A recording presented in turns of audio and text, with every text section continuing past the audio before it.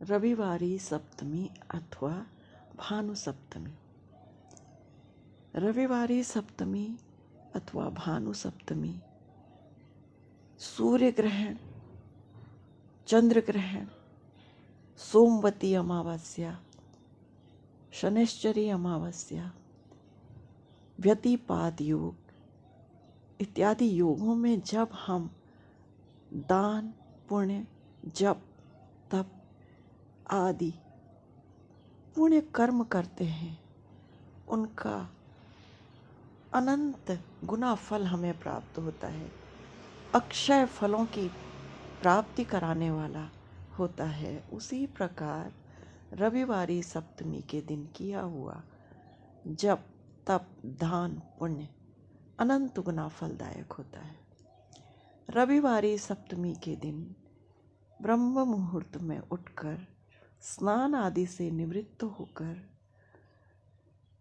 दीप प्रज्वलित कर हमें सर्वप्रथम ब्रह्मचर्य के नियम का पालन लेना चाहिए।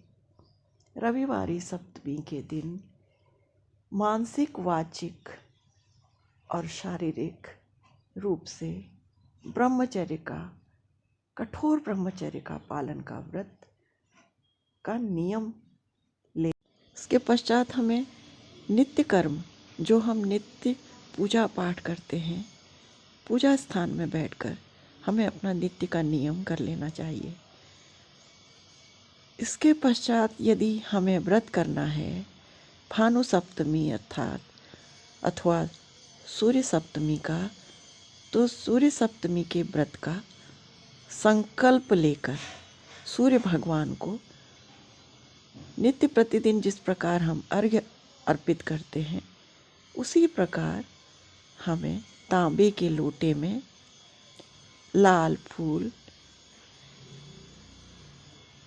गंध अक्षत, गुड़ और हल्दी इत्यादि डालकर भगवान सूर्य नारायण को अर्घ्य समर्पित करना है।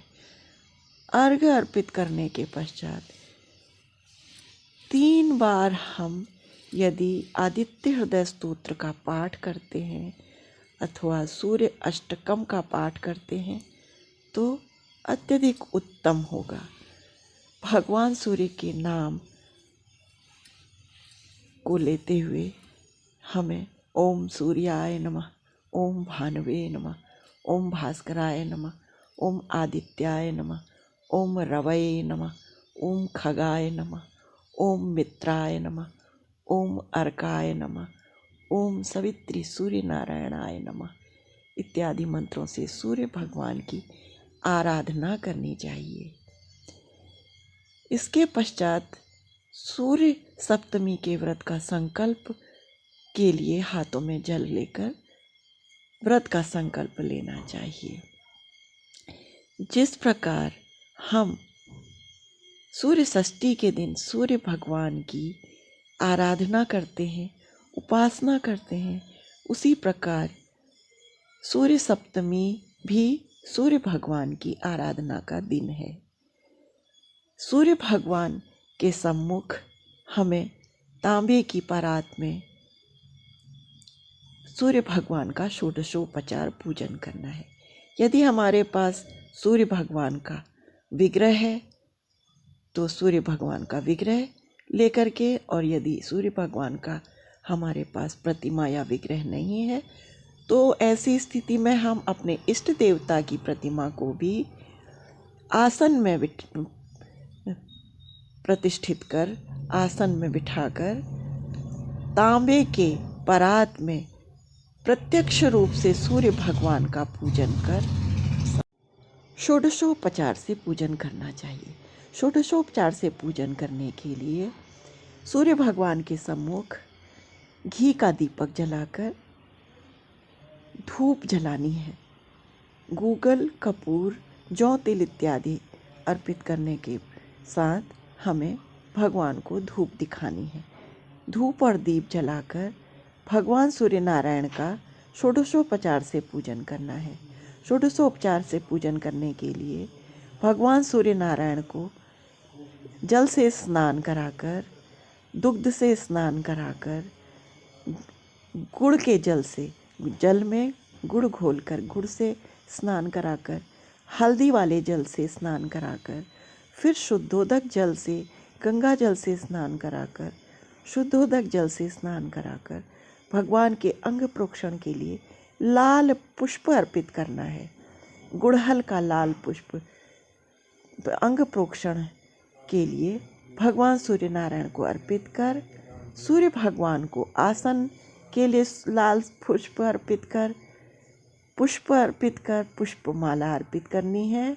पुष्पमाला अर्पित करने के बाद हमें सूर्य भगवान को भोग लगाने के लिए घी और गुड़ का प्रसाद अर्पित करना है, खीर अर्पित करनी है और गेहूं का और लाल वस्त्र का दान करने के लिए सूर्य भगवान के सम्मुख हमें लाल वस्त्र और गेहूं और तांबे का पात्र इत्यादि दान के लिए हमें सूर्य भगवान के सम्मुख अर्पित करना है और इस सामग्री को ब्राह्मण को दान कर देना है।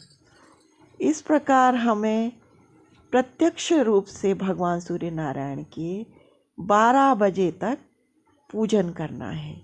12 बजे तक पूजन करने के पश्चात सूर्य भगवान के सम्मुख बैठकर हमें 3 बार भगवान सूर्य नारायण की प्रसन्नता के लिए आदित्य हृदय स्तोत्र का पाठ करना चाहिए और सूर्य अष्टकम का भी पाठ हमें सूर्य भगवान के सम्मुख बैठकर करना चाहिए। जिस प्रकार हम सूर्य षष्ठी के दिन भगवान सूर्य नारायण की आराधना करते हैं, उसी प्रकार ये भानु सप्तमी के दिन भी सूर्य भगवान की आराधना का पवित्र दिन माना जाता है।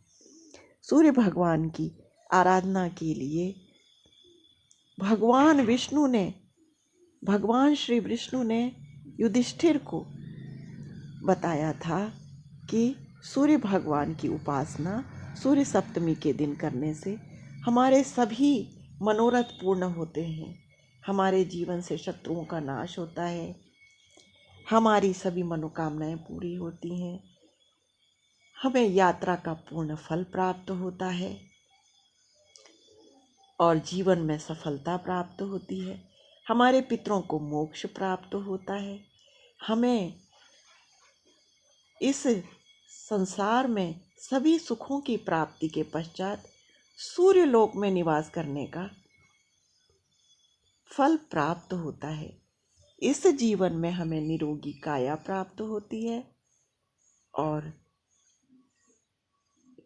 मृत्यु के पश्चात हमें सूर्य लोक में निवास मिलता है। इसी प्रकार हम यदि सूर्य षष्ठी के दिन सभी स्त्री पुरुष, जो भी स्त्री पुरुष सूर्य षष्ठी का व्रत का पालन करेंगे, उन्हें अक्षय पुण्य का फल प्राप्त होगा। जिस प्रकार अमावस्या, सोमवती अमावस्या और शनिश्चरी अमावस्या और सूर्य ग्रहण, चंद्र ग्रहण, व्यतिपात योग इत्यादि में हमें अक्षय फल प्राप्त होते हैं, दान पुण्य जप तप करने के। उसी प्रकार सूर्य सप्तमी के दिन व्रत पालन करने से भी हमें यही फल प्राप्त होते हैं। ऐसा भगवान श्री कृष्ण ने युधिष्ठिर को उपदेश किया था।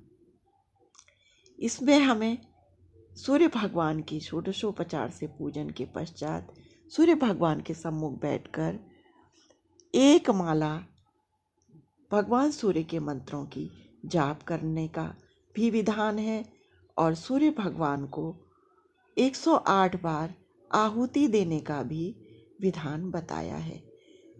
इतना पूजन करने के पश्चात हमें क्षमा याचना करते हुए भगवान सूर्य नारायण की आरती के पश्चात 7 प्रदक्षिणा सूर्य भगवान की करनी चाहिए। 7 प्रदक्षिणा करने के पश्चात हमें क्षमा याचना करते हुए किसी भी प्रकार से पूजा में कोई भी त्रुटि हो गई हो तो हमें उसके लिए क्षमा याचना भगवान से मांग लेनी चाहिए। इस सूर्य सप्तमी के व्रत के दिन हमें पृथ्वी दान करने का फल प्राप्त होता है, अश्वदान का फल प्राप्त होता है और रत्नों का दान, मूंगा, माणिक्य, मोती इत्यादि दान करने का फल भी हमें सूर्य सप्तमी के व्रत से प्राप्त होता है। जिस प्रकार भगवान श्री कृष्ण ने युधिष्ठिर से को बताया था, उसी प्रकार हमें इस व्रत को करने से सभी फलों की प्राप्ति होती है। यह हमें शत्रु भय से मुक्त कराता है और हमें जीवन के सभी सुख प्राप्त होते हैं। सूर्य सप्तमी के व्रत से सूर्य सप्तमी का दिन हमारे लिए अत्यधिक हमारे जीवन में पुण्यों को प्रदान करने वाला है। हमें सूर्य सप्तमी का व्रत अवश्य पालन करना चाहिए। सूर्य सप्तमी अर्थात हमारे जीवन में सब सुख भोगों को देने के पश्चात पितरों को मोक्ष करते हुए हमारे जीवन में सभी प्रकार के सुखों को हमें प्रदान करने वाली है और मृत्यु के पश्चात मोक्ष देने वाली है। हमें भगवान के धाम की प्राप्ति कराने वाली ये सूर्य सप्तमी है। इस दिन हमें यथाशक्ति व्रत, षोडशोपचार से पूजन, आरती, जप, तप, दान, पुण्य करते हुए अपना दिन संपूर्ण दिन सूर्य भगवान की आराधना में, उपासना में ही लगा देना चाहिए, क्योंकि ये दिन हमारे जीवन में अत्यधिक महत्वपूर्ण दिन है। इस दिन का पूर्णतया लाभ हमें लेना चाहिए। ओम सूर्याय नमः, ओम भानुवे नमः, ओम भास्कराय नमः, ओम आदित्याय नमः, रवये नमः।